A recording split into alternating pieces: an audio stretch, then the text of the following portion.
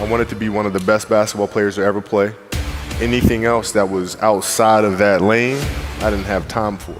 I played games with the flu. I played games with 102-degree fever, man. This obstacle cannot define me.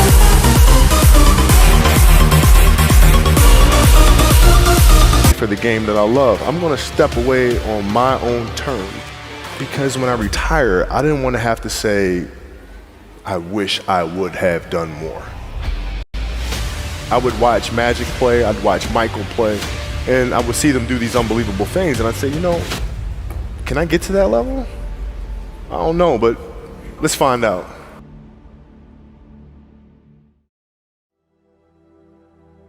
Who would Shaq be if he had your work ethic? He'd be the greatest of all time. If Shaq had your work ethic, he'd be the greatest of all time. Greatest of all time by a mile. Sure. He'd be the first to tell you that, for sure. I mean, this guy was a force like I have never seen. I mean, it was crazy. You know, a guy at that size, generally guys at that size are a little timid and they don't want to be tall. They don't want to be big. Man, this dude he did not care. He was mean. He was nasty. He was competitive. He was vindictive. I mean, I wish he was in the gym. I would have had 12 rings. Yeah, because listen, I don't deal with people that don't commit at that level, but then act as if they do. I don't deal with that. I don't. You know, he would say, okay, Kobe's not throwing me the ball.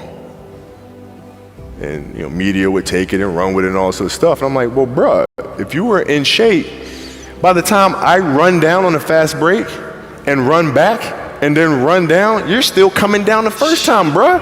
Like, what the hell do you want me to do? Right? So a lot of our contention came from that. And even though he was older, you were still confronting him. You didn't care. Oh, I didn't care, man. From day one, bro. From day one. I knew for sure Rick Fox, my teammates, they all thought I was absolutely crazy the day me and Shaq got in a fist fight. After that day, they were like, okay, Kobe, you're certifiable. Fist fight? Oh, I'm not backing down. Listen, ain't no way. You know, there's a level of respect. And for Shaq, too, by the way, I know he's told me that day was a big turning point for him, because it was like, you know, he's generally used to talking trash and saying what he wants and nobody really stepping up and challenging him on that. And when he saw me challenge him on that, he was like, this kid's crazy. All right, I can win with that. So at 13 years old, I had a kill list.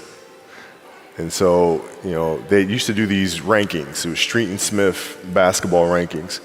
And I was nowhere to be found, because I was like 6'4", scrawny, like 160 pounds soaking wet.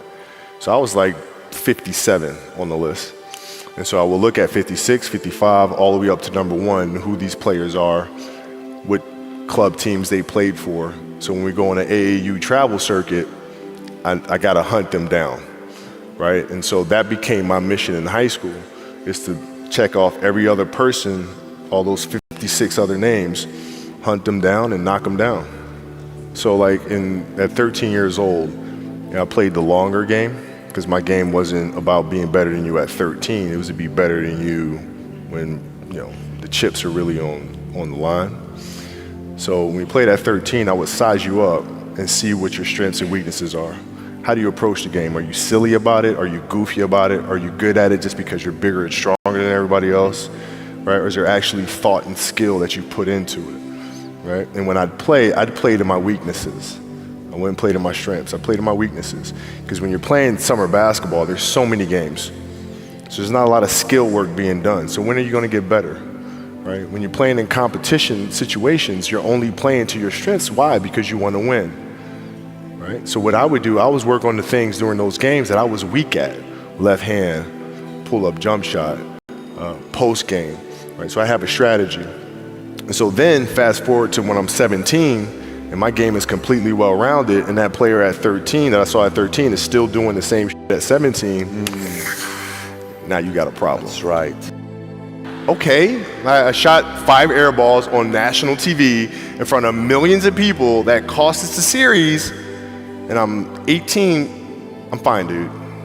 Well, you know, you got to look at the reality of the situation. You know, like for me, it's not, you know, you kind of got to get over yourself.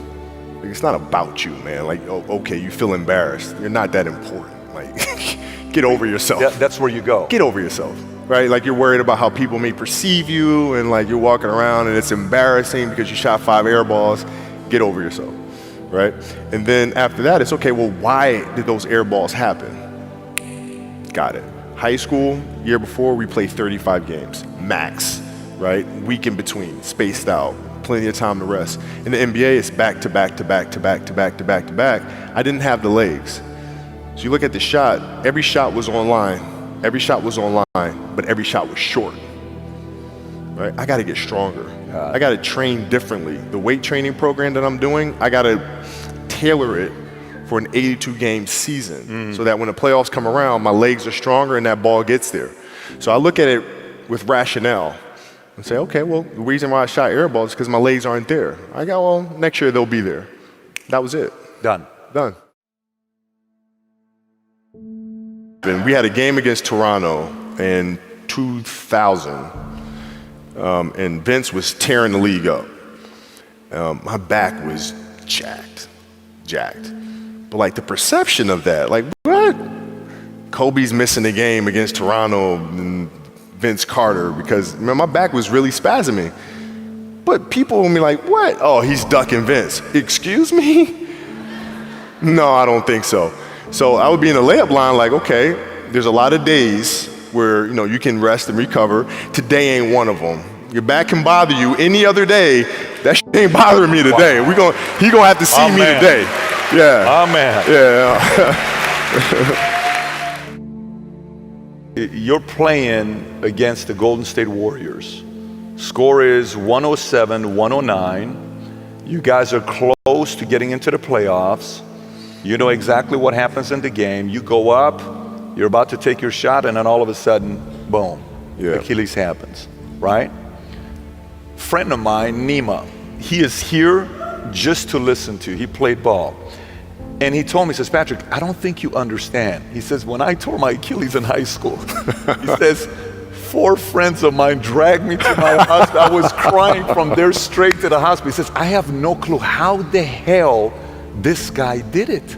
He went and hit the free throws, and then you walked off the stage. Yeah. And then you got the surgery done. Yeah. How the hell do you tolerate that kind of pain? You know, I use this. I tell this example, and I think this is the best way to explain it. You know, you have a hamstring injury, you pull your hamstring really, really badly, you can barely walk, right? Let alone play anything, soccer, basketball, volleyball, whatever it is. Can't do anything. You're at home, all of a sudden a fire breaks out in the home, right? Your kids are upstairs, you know, wife is wherever she may be, you know, it's going down, right? I'm willing to bet that you're gonna forget about your hamstring, you're gonna sprint upstairs, you're gonna grab your kids, you're gonna make sure your wife's good, you're getting out of that house. The lives of your family are more important than the injury of your hamstring. And so when the game is more important than the injury itself, you don't feel that. But you go into the locker room, and then one of the reporters comes up to you and he says to you, Kobe, are you convinced that they told you it's probably torn Achilles? They're gonna do an MRI. Are you pretty convinced that's what it is? And your answer is yeah. Then one of the reporters says, but if anyone is gonna get through this, it's probably you, right? You put your head down and you say, oh man, Dude, wow. Achilles were like the kiss of death for athletes. Like, yes. I don't know if I can do this. I don't know. There's so many factors. There's the surgery that has to take place. The surgery has to go well, right? And then just, it's a tendon. I'm not dealing with anything that's muscular or things that I can control. I can't control a tendon. You know what I'm saying? So like, I don't know. And then thinking about what that process of recovery is going to look like. It's a long one. Do I want to do that shit? I don't know if I want to do it. I don't know. So that was the hardest part. You don't know if you want to do it, or you don't know if you are going to be able to come back from it? Both. Oh, like, both I don't know of if I can do it. I don't know if I want to do it. Got it. I mean, it's a long, long Yes. process. But like, when I went in the trainer's room, my kids are in there, and you know they're looking at you and stuff, and I'm looking at them, and I'm like, you know, it's all right. Dad's gonna be all right. It'll be fine. It'll be all right. It'll be all right. It'll be all right. As a parent, you gotta set the example. You gotta set the example. This is another obstacle.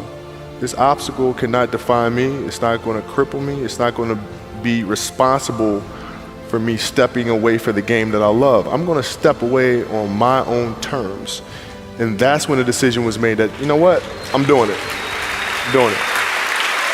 You're a freaking beast, bro. Yeah, hey.